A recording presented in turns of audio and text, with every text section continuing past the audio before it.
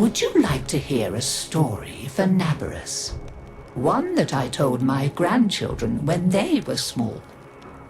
Very well.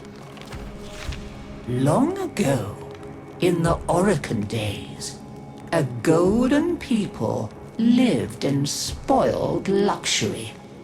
If a body wore out, why, they would take a new one as easily as plucking a maprico. Such was the mystery of the Kuva. So, what became of death and disease? Oh, they were abundant, but not for the Orokin. They were above petty death. Such was their contempt that they decreed a special day on which to make fun of it. On Naberus, the night of memory, the Shining People laughed at death.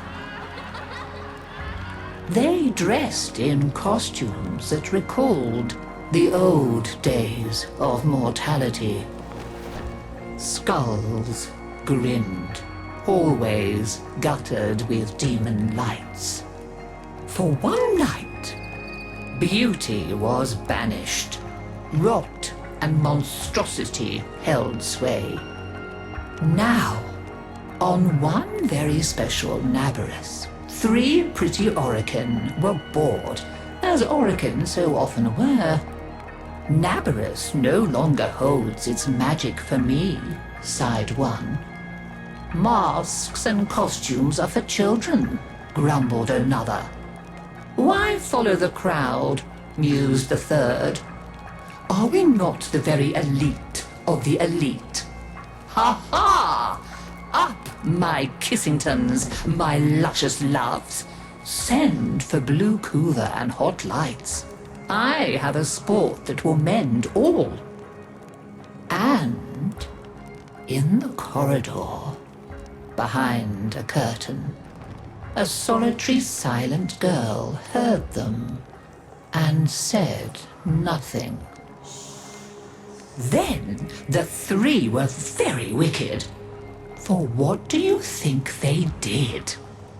Down into the streets they went, and they caught 3 poor Ostrans and bore them back to their gilded halls.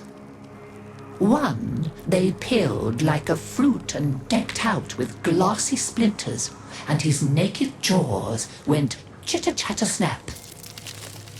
And it echoed all around. Scarlet footprints he left. Another's limbs they twisted and wrenched his neck, and made a bundle of him until he scuttled upsy-downsy like a horrid crab, with his sockets all empty and his stretched-out nose snuffling. The third they pulled thin in hand and foot.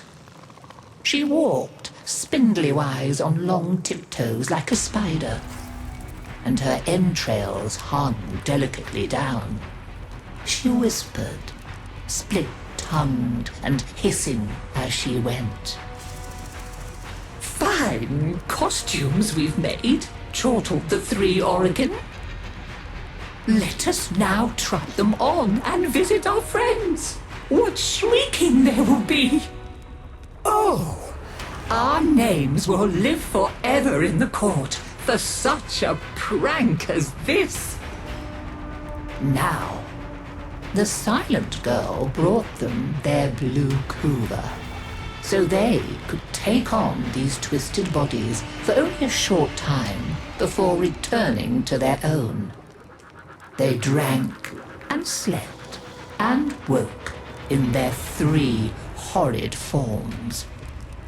Off they went down the stairs, out the door, into the city, into the night of banners and masks and wild hilarity. Chitter-chatter-snap, scuttle-buttle, whispery-hispery. As you can imagine, there were many screams and laughs. Such cleverness, such wit. But in a high room of the tower, the silent girl looked at the faces of the 3 sleeping Orokin. she went and opened a little ivory door that she was not supposed to know about, and drew forth a flask that she would have been glassed for even looking at. A flask of crimson kuva, the scarlet seal upon continuity, permanent. And she tipped it down 3 cruel throats. With a little laugh, she went skating away, never to return. There were many screams that Naberus night, but when the sun came up, none screamed so loud as the 3 who found that they were trapped in the hideous bodies they themselves had fashioned forever and ever. So, listen carefully, Tenno, and beware, for you may hear them coming tonight. Whispery-hispery on long stalking bones, scuttle-buttle with his eyes all empty, and skinless, dripping-handed, chitter-chatter-snap.